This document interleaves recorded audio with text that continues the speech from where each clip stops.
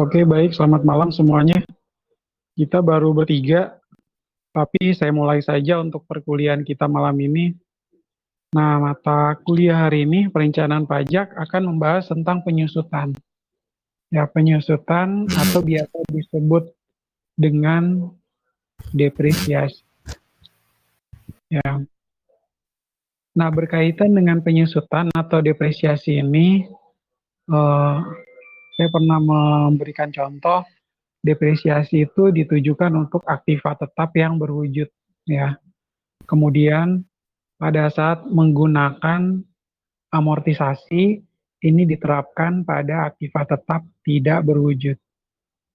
Ya, jadi berkaitan dengan penyusutan seperti meja, kursi, lemari, laptop atau komputer, printer, ya, atau bangunan tentu akan didepresiasi. Penyusutannya namanya depresiasi karena masuk dalam kategori aktiva tetap berwujud. Lalu yang kedua, itu amortisasi. Ini untuk melakukan penyusutan atas aktiva tetap tidak berwujud seperti hak paten, goodwill, ya, lalu ada royalti, software accounting, ya, merek dagang, itu nanti yang disusutkan karena dia masuk dalam kategori aktiva tetap tidak berwujud dan penyusutannya namanya adalah amortisasi. Nah, baik penyusutan maupun amortisasi itu diatur dalam pasal 11. Ya, pasal 11 dan pasal 11A. Kita lanjutkan di slide yang berikut.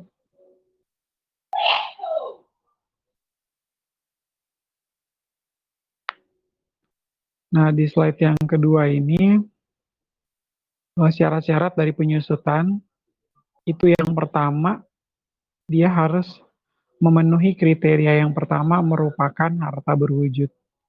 Ya, karena harta berwujud, baru bisa dilakukan penyusutan.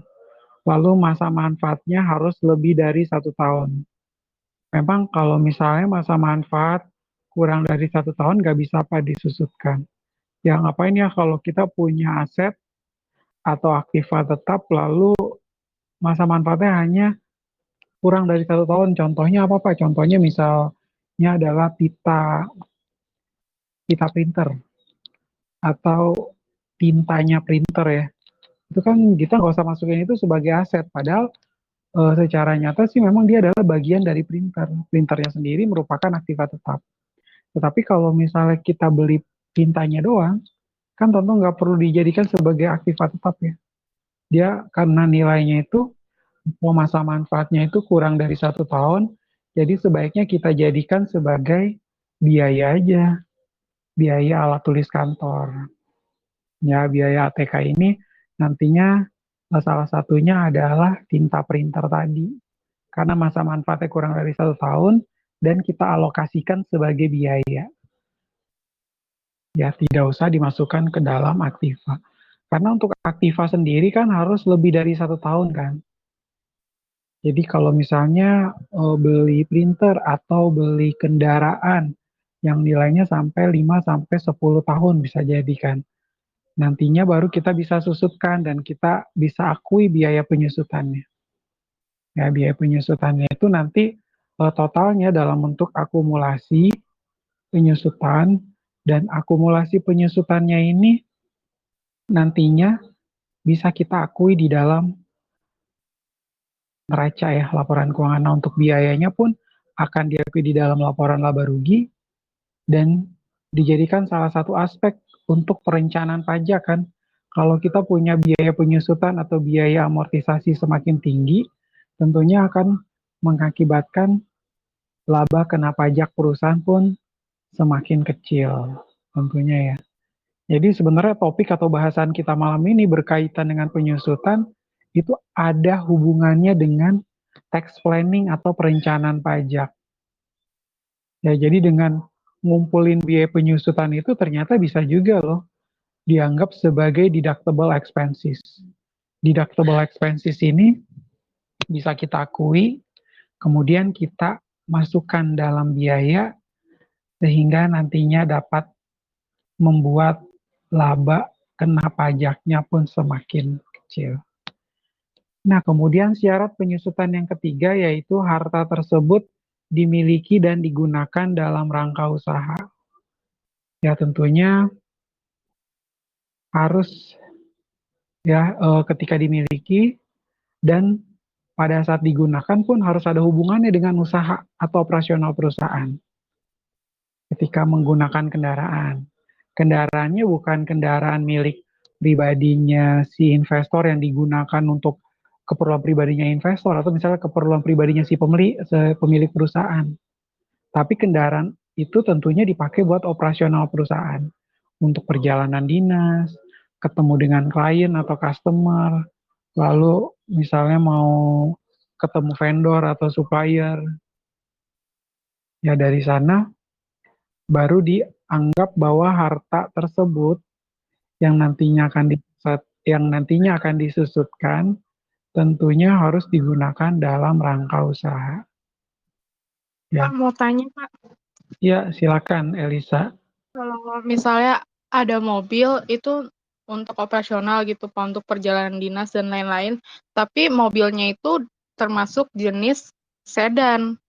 Itu boleh nggak, Pak, diakuin Ya. penyusutannya? Kalau misalnya, ya terima kasih pertanyaannya Elisa. Kalau misalnya berkaitan dengan kendaraannya adalah sedan. Ya kalau di dalam undang-undang pajak itu sedan atau Volkswagen ini dia tuh dibebaskan. Ya dia tuh nggak bisa diakuin penyusutannya. Tetapi kita harus lihat lagi ya kalau di praktek atau di lapangannya tuh seperti apa.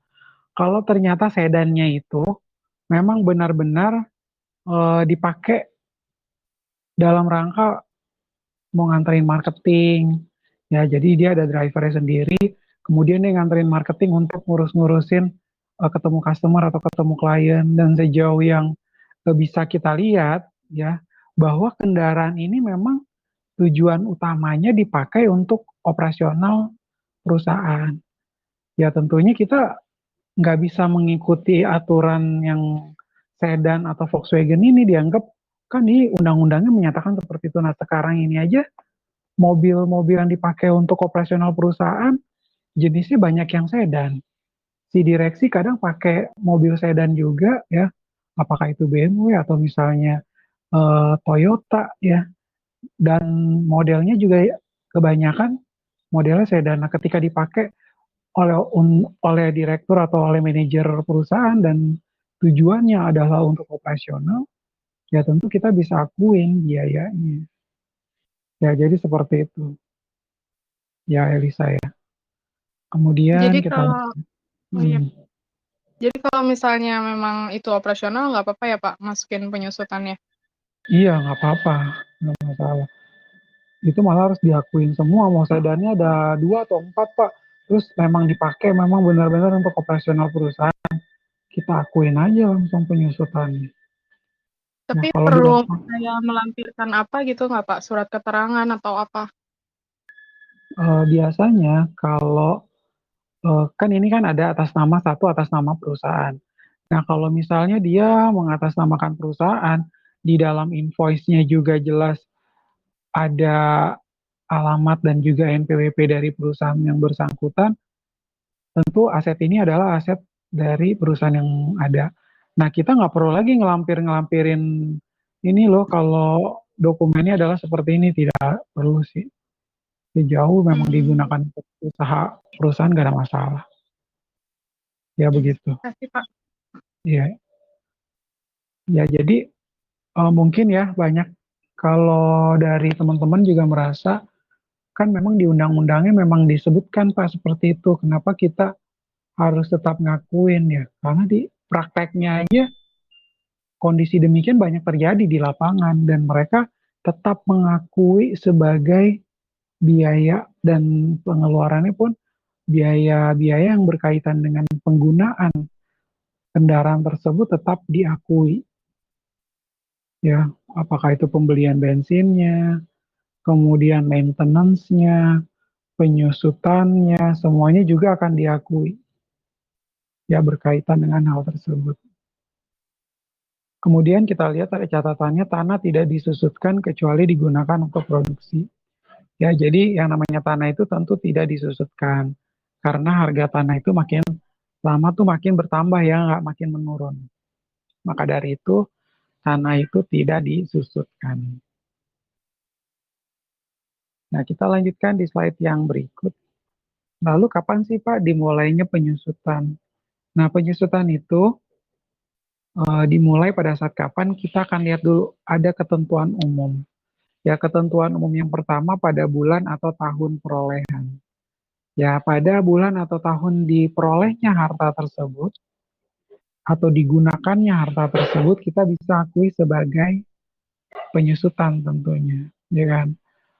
Karena Pak, saya baru perusahaan di mana tempat saya bekerja baru melakukan pembelian kendaraannya itu baru kemarin Pak, bulan September. Nah, dari bulan September itu langsung digunakan. Ya, tentunya pada saat bulan September sudah digunakan, pada bulan perolehannya ini langsung diakui. September 2020 bahwa kendaraan tersebut telah dipakai. Ya, itu adalah sebagai bulan dan tahun perolehannya. Kemudian yang kedua pada saat selesainya pengerjaan ya untuk harta dalam pengerjaan. Contohnya adalah bangunan atau building. Ya berkaitan dengan bangunan atau building ini kan tentunya pada saat membuat bangunan lebih dari 10 lantai. Nah, ketika bangunannya selesai dikerjakan, baru kita bisa melakukan penyusutan atau depresiasi. Tapi ada kalanya perusahaan-perusahaan itu dia nggak menerapkan seperti ini. Dia bangun 10 lantai, satu lantainya sudah jadi, kemudian 9 lantai yang lain belum digunakan, berarti yang satu lantainya aja yang baru digunakan. Nah, itu langsung dia masukkan sebagai active in progress. Ya, jadi dia belum selesai dikerjain, dia udah langsung lakukan penyusutan, tapi dia pakai nama akunnya adalah akun active in progress. Begitu selesai, dia langsung buang atau dia akui nanti namanya sebagai aktiva atau bangunan atau building. Seperti itu. Ya, selanjutnya ketentuan pengecualian. Ya, kalau ada ketentuan umum tentu ada ketentuan pengecualian. Ya, ketentuan pengecualian ini pada saat harta digunakan. Ya, hartanya udah digunakan, ya udah kita langsung akuin. Kalau tadi ternyata lantai satunya sudah digunakan, berarti kita bisa lakukan penyusutan.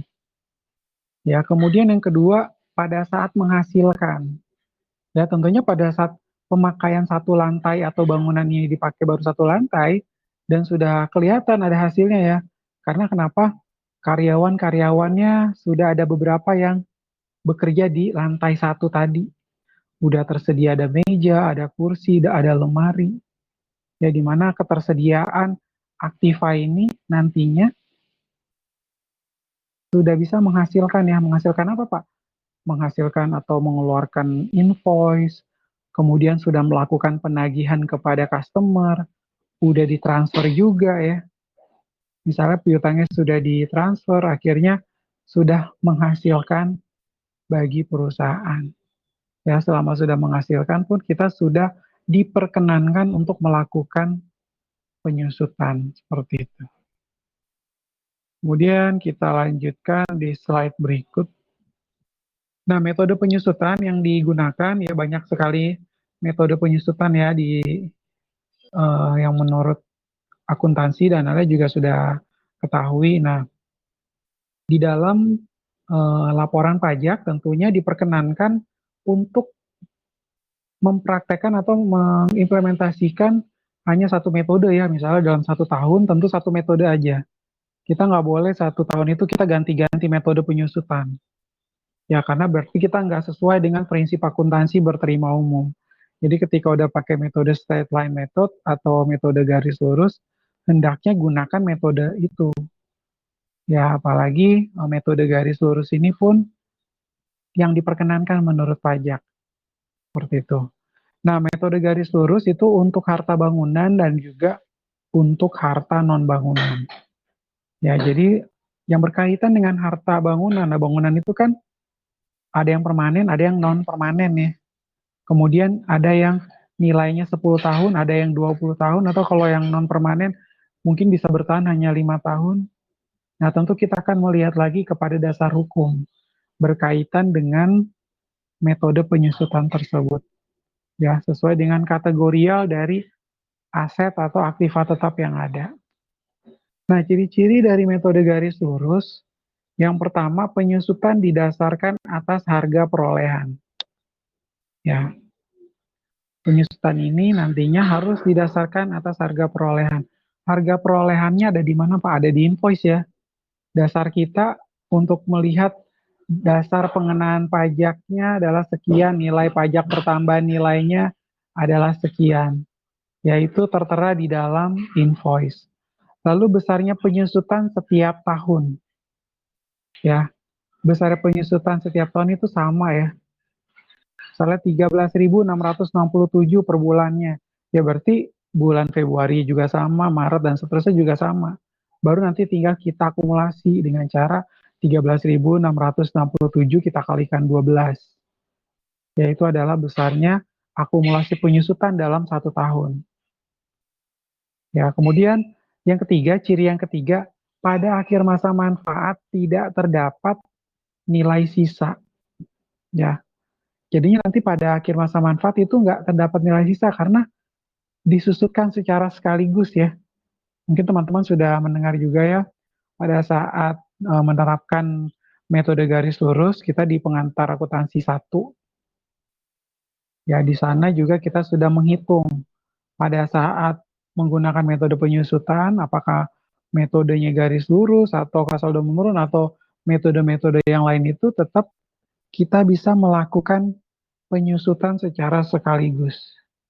Ya jadinya pada akhir masa manfaat tentu tidak terdapat nilai sisa. Terus gimana Pak kalau nggak ada nilai sisa jadi nol? Ya tentunya udah nggak masuk lagi ya di dalam daftar penyusutan. Begitu kita bikin laporan SPT badan, ya tentunya penyusutan yang sudah lewat, penyusutan yang sudah lewat itu tidak, yang udah jadi nol itu nggak perlu lagi nanti kita akuin. Ya kecuali nanti perusahaan melakukan revaluasi aktiva tetap. Ya itu nanti kita akan bahas minggu depan, revaluasi aktiva tetap. Kemudian kita lanjutkan di slide berikut ya, di slide yang kelima. Nah, metode saldo menurun. Nah, berkaitan dengan metode saldo menurun untuk harta non-bangunan. Nah, ciri-cirinya yang pertama, penyusutan didasarkan atas nilai sisa buku kecuali pada tahun pertama. Ya, kita menggunakan nilai sisa buku kan. Oh, nilai buku awalnya sekian, terus dikurangi dengan penyusutannya sekian. Berarti saldo akhir atau nilai sisa buku pada akhir tahun adalah sekian. Ya, kita menggunakan nilai sisa bukunya. Ya, besarnya penyusutan setiap tahun itu berbeda. Makin lama pun semakin kecil. Namanya aja saldo menurun. Tentunya semakin lama semakin kecil. Nah, pada akhir masa manfaat terdapat nilai sisa. Ya, pada akhir masa manfaat itu nanti terdapat nilai sisa. Nah, ini juga sebenarnya diperkenankan ya ketika ada nilai sisa, mau nggak kita susutkan sekaligus juga? Ya, tentunya biasanya itu pun diterapkan. Ya, tentunya akan diterapkan dan kita bisa melakukan hal demikian seperti itu. Nah, kemudian ada di catatan kaki menurut Undang-Undang PPH, nilai sisa pada akhir masa manfaat harta digabung dengan besarnya penyusutan tahun terakhir. Ya, nanti akan digabung dengan besarnya penyusutan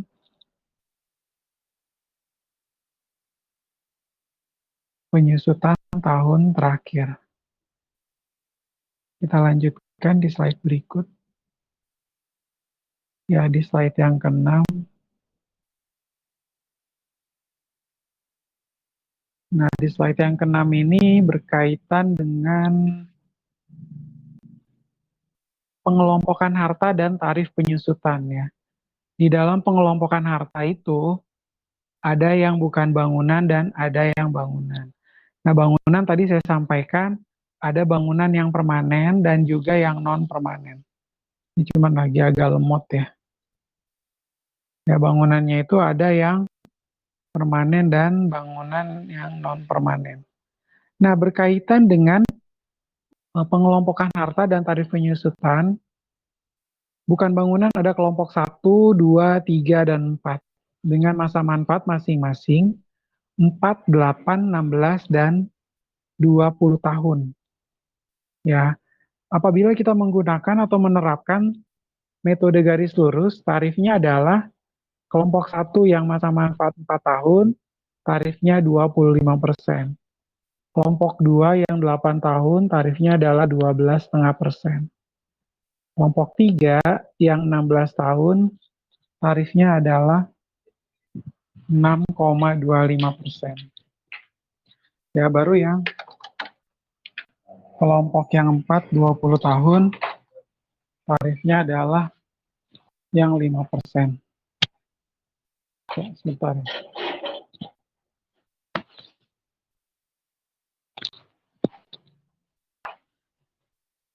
Ya, silakan dibuka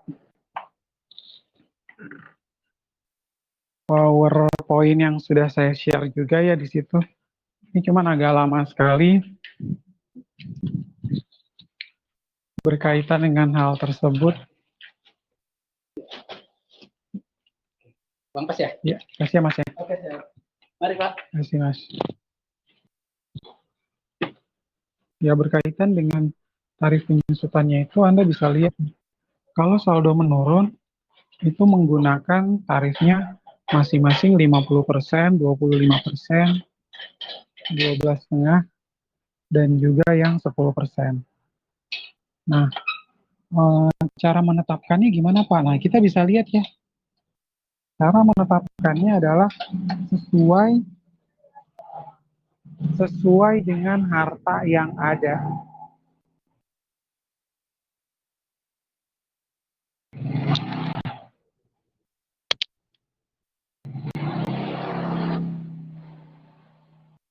Sesuai dengan harta yang ada. Karena di dalam undang-undang itu nanti bisa kita lihat, oh ternyata untuk yang bukan bangunan itu terdiri dari barang A, B, C, dan D. Oh ternyata untuk yang bangunan adalah contohnya adalah bangunan permanen adalah yang seperti ini, bangunan yang non permanen adalah seperti ini. Kita bisa lihat dari sana. Ya, teman-teman bisa mengelompokkan sesuai dengan apa? Sesuai dengan kebutuhan yang ada di dalam perusahaan. Ya, di perusahaan itu dia udah membagi sesuai dengan keinginan kita. Ya, jadi kita nggak perlu lagi bingung untuk menerapkan apa, yang mana, dan seperti apa. Karena sudah dijelaskan seperti itu. Ya. Nah, ini slide-nya agak lama sih ya.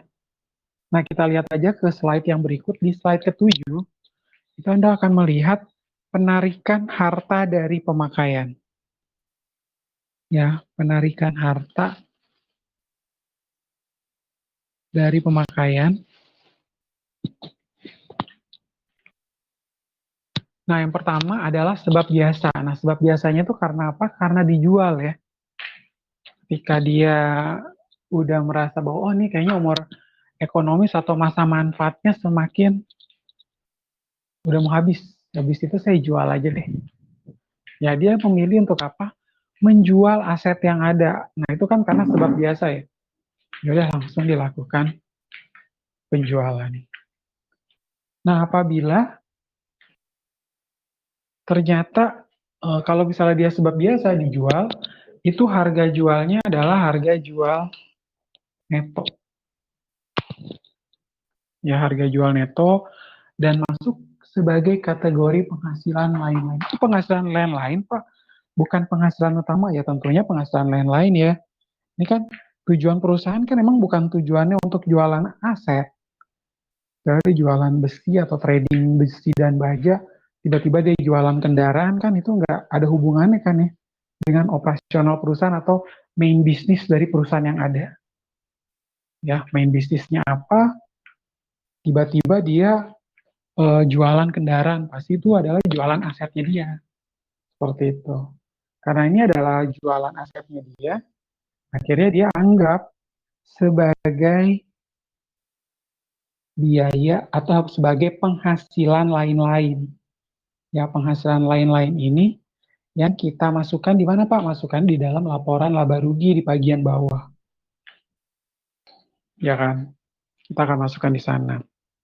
Nah, nilai sisa bukunya itu harta yang ditarik, nilai sisa buku harta yang ditarik dianggap sebagai biaya lain-lain.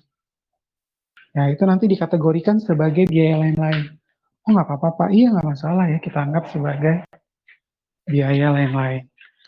Nah, itu untuk yang sebab biasa. Lalu bagaimana, Pak, kalau misalnya sebabnya luar biasa? Kalau sebab luar biasa, yang pertama karena hal-hal di luar kekuasaan wajib pajak. Contohnya adalah penggantian asuransi. Ya, penggantian asuransi ini, misalnya kendaraannya kena waktu itu ada musibah kebakaran atau musibah banjir yang mengakibatkan mau nggak mau kita harus manfaatkan insurance yang ada, insurance yang berkaitan dengan kendaraan tersebut ya.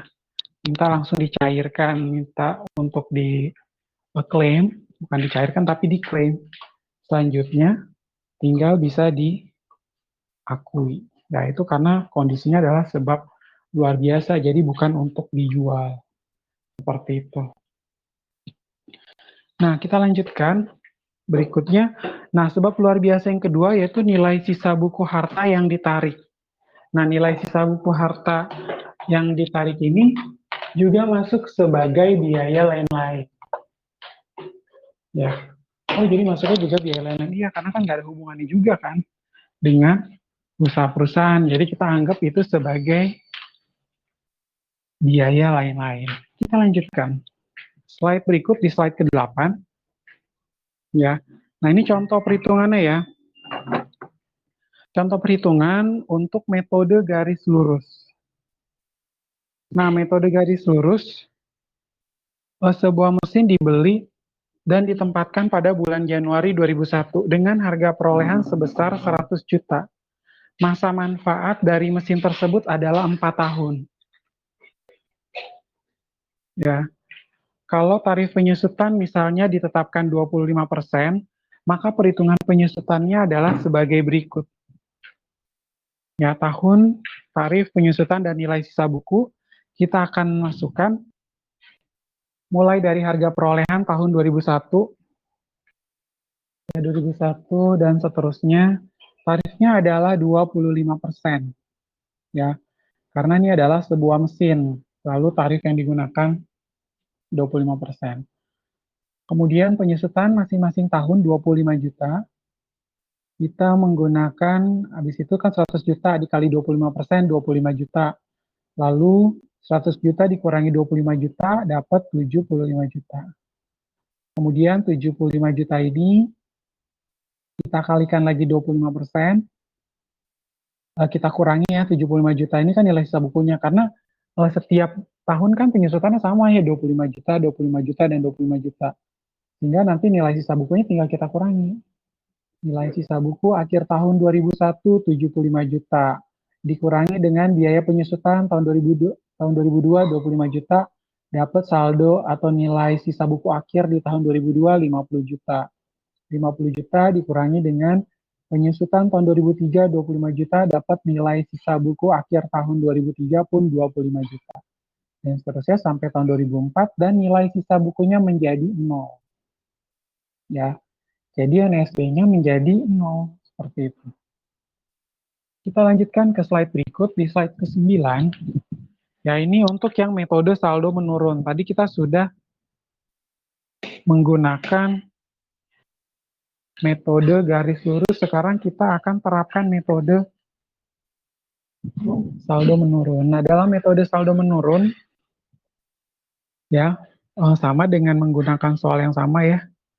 Sebuah mesin yang dibeli dan ditempatkan pada bulan Juli 2001 dengan harga perolehan sebesar 100 juta rupiah.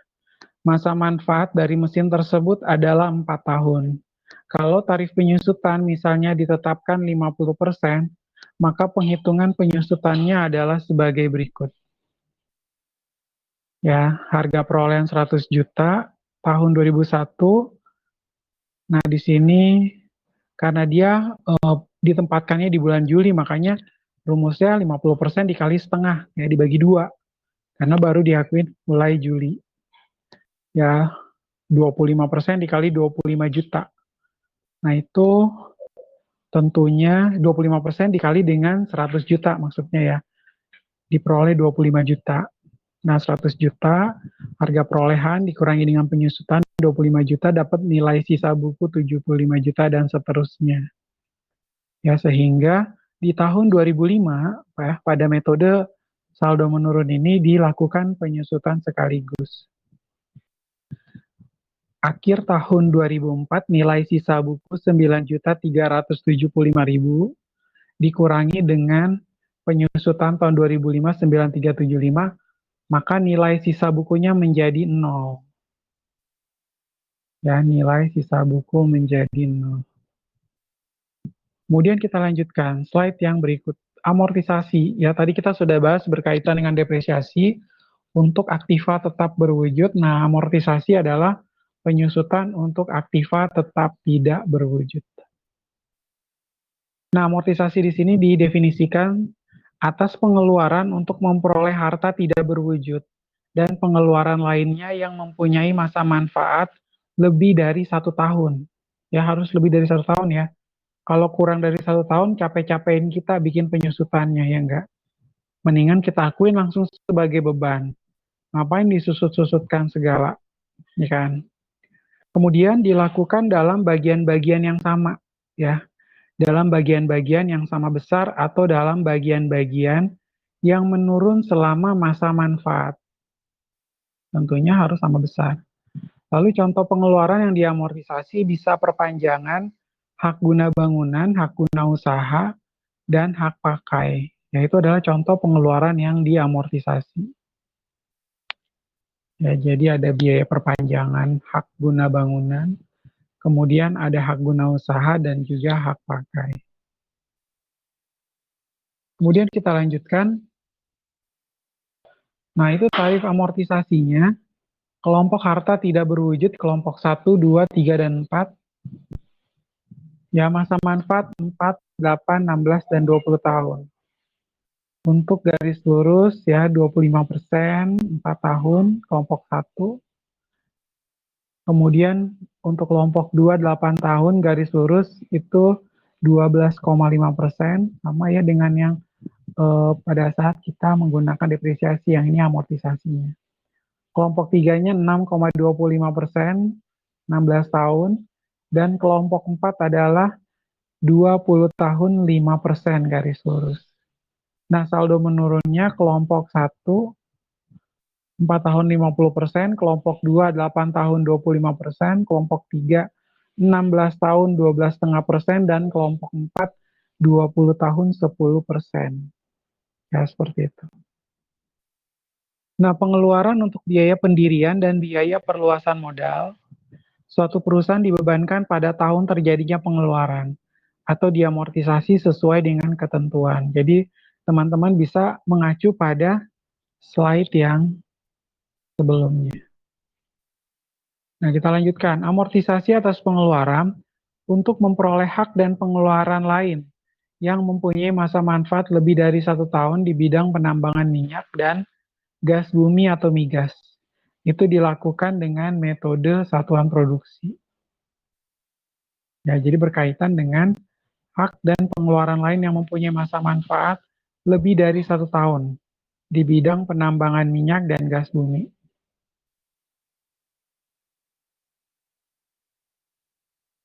Ya, kemudian amortisasi atas pengeluaran untuk memperoleh hak penambangan selain migas. Ya, misalnya hak pengusahaan hutan namanya HPH. Ya, HPH itu hak pengusahaan hutan dan hak pengusahaan sumber pengusahaan sumber alam serta hasil alam lainnya yang mempunyai masa manfaat lebih dari 1 tahun. Ya, kemudian digunakan atau dilakukan dengan menggunakan metode satuan produksi. Ya, paling tinggi 20% setahun. Seperti itu. Kemudian kita lanjut. Nah, ini contohnya ya.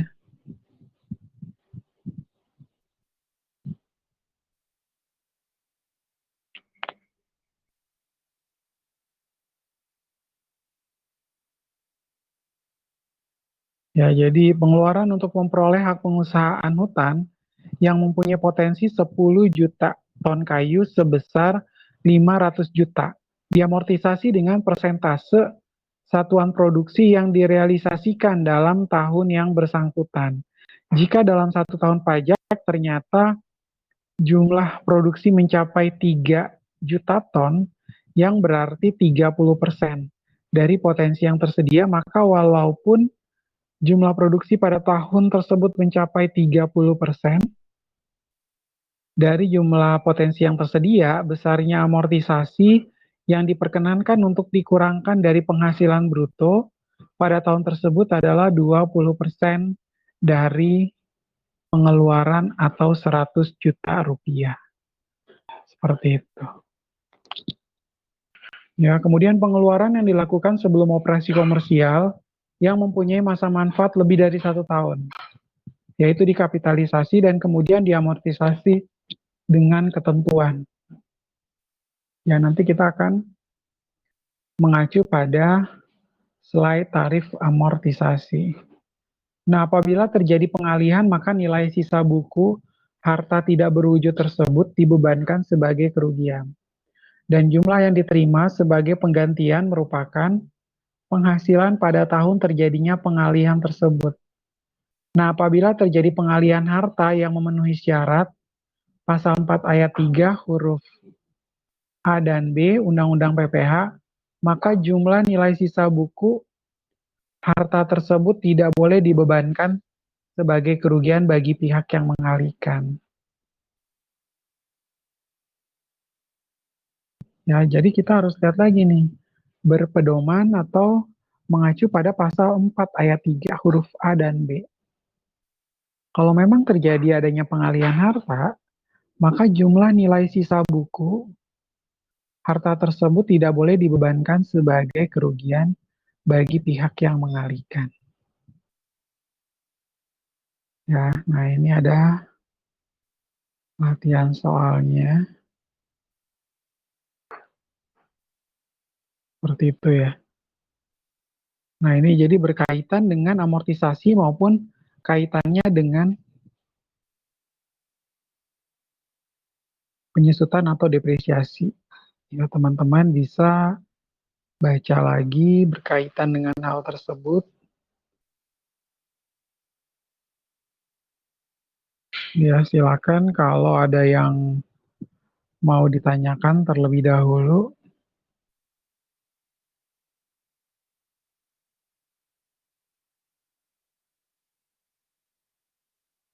Berkaitan dengan hal tersebut ya.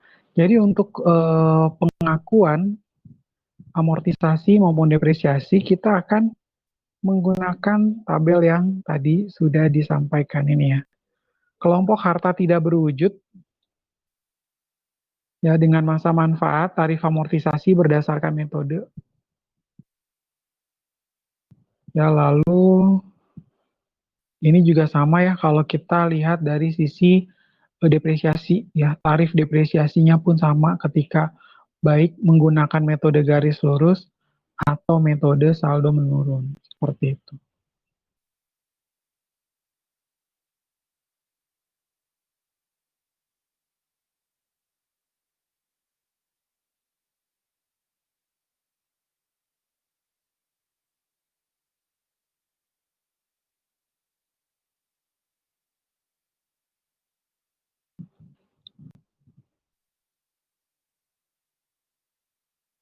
Ya, jadi kenapa sih Pak kita harus bahas ini di dalam penyusutan? Kenapa kita harus bahas penyusutan ini di dalam mata kuliah perencanaan pajak?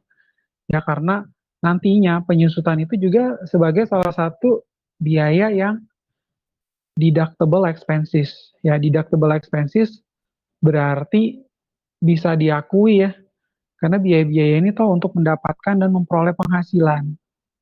Biaya ini ada hubungannya dengan operasional perusahaan. Ketika bilang atau menyebut penyusutan, penyusutan itu kan menyusut kendaraan atau melakukan penyusutan atas bangunan perusahaan. Tentunya bangunan atau kendaraan yang dimiliki oleh perusahaan itu digunakan dalam rangka operasional perusahaan kan. Sejauh aset-aset tersebut dipakai untuk operasional perusahaan, tentunya bisa dilakukan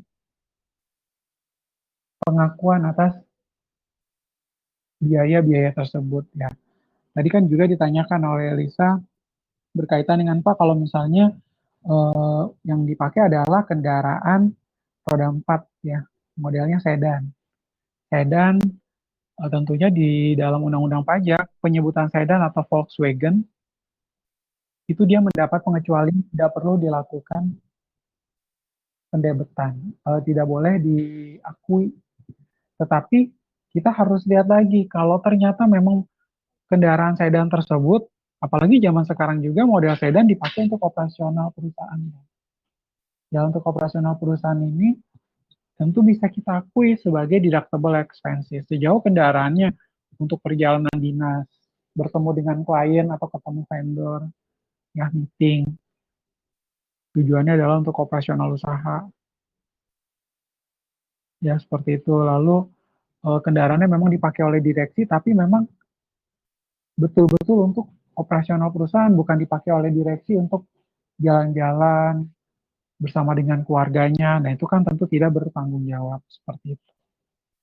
Pak, kalau Ya, peraturan yang untuk penyusutan mobil direksi diakui 50% itu persyaratannya apa, Pak? Itu yang memang dipakai untuk operasional atau yang kayak di luar operasional gitu? kalau yang 50% yang di luar operasional. Jadinya nanti untuk persyaratannya biasanya sih dia harus mencantumkan daftar yang menunjukkan si orang yang menggunakan atau kendaraan ini mau dipakai tujuannya kemana. Lalu pada saat disebutkan tujuan kemana, biasanya tuh disebutkan untuk kilometernya dari berapa ke berapa. Kemudian tujuan yang perginya ke arah mana, lalu dengan siapa, membahas tentang apa, nah itu akan dibahas di situ. Sebenarnya ketentuannya di situ ya kalau di praktek atau lapangan ya Lisa ya. Hmm. Iya. Ya ada lagi yang ingin Tapi ditanyakan.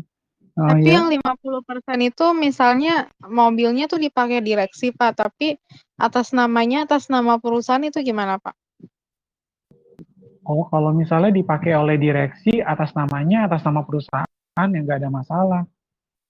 Ya pemotongan 50% itu memang juga bukan hanya diterapkan di ini ya berkaitan dengan kendaraan. Kalau direksinya juga dapat pulsa, kan yang dihitung kan yang diakui cuma 50% juga. Misalnya dia Mm-mm. dapat pulsa 50%, misalnya 1 bulan dia dapat 1 juta lah, misalnya katakanlah. Nanti yang diakuinya itu 50% dikali 1 juta yang bisa dianggap sebagai deductible expenses. Nah kalau Oh, kondisinya, mm. ya kalau misalnya kondisinya 50% ini dipakai oleh atas nama perusahaan dan dipakai oleh direksi, ya nggak ada masalah. Justru kan memang seharusnya seperti itu. Ya, kalau yang menjadi masalah, kalau misalnya atas nama perusahaan tapi dipakai direksi untuk dia jalan-jalan sama keluarganya, nah itu baru yang nggak bisa diakui. Ya, kalau Hmm. dia pakai buat ke customer atau ke supplier itu tidak ada masalah sama sekali. Ya, Jadi 50% itu poinnya untuk fasilitas direksi ya, Pak, bukan cuma penyusutan mobil direksi aja ya, Pak? iya benar. 50% itu untuk fasilitas yang dimiliki oleh si direksi. Jadi bukan cuma kaitannya dengan penyusutan. Kalau si direksi ternyata dapat juga nih handphone, ya bukan cuma pulsanya, dia dibeliin juga handphonenya. Nah, handphonenya juga nanti diakuin juga tuh 50%. saya harga handphonenya 4,5 juta. Nah, 4,5 juta dikali 50%, itu yang diakui nanti. Dan biaya penyusutannya kita ngakuinnya juga 50%-nya. Dari situ pun akan diakui seperti itu. Ya, Elisa ya. Jadi seperti itu, Elisa. Ya, Pak. Ya, silakan, masih ada yang mau ditanyakan? Yang lain boleh bertanya, yang kalau masih ada yang belum jelas. Oke, kalau begitu untuk perkuliahan kita malam ini mata kuliah perencanaan pajak, ya saya hentikan sampai di sini dulu. Kita ketemu lagi minggu depan, teman-teman. Tetap jaga kesehatan, kemudian gunakan masker, gunakan hand sanitizer. Baik, Pak. Ya, selamat malam dan Tuhan berkati. Selamat malam. God bless Terima you, kasih, Buddha Pak. bless you. Ya, Pak, kita bakal ada kuis nggak ya, Pak? Oh iya. belum. Nanti biasanya saya nanti info kalau misalnya mau kuis. Oh, baik, Pak. iya. Ya, Kalau untuk tugas, Pak? ya tugas Untuk juga tugas saya belum info ada ya, kalau Pak? ada. Tugas juga belum ada. Oh, ya udah. Ya udah Ya. ya, Pak. Nanti paling kalau kuis nanti dikabarin dari Bapak kan ya? Iya benar, siap. Oh Kalau iya, saya baik, kabar. Pak. Terima kasih. Ya, sama-sama.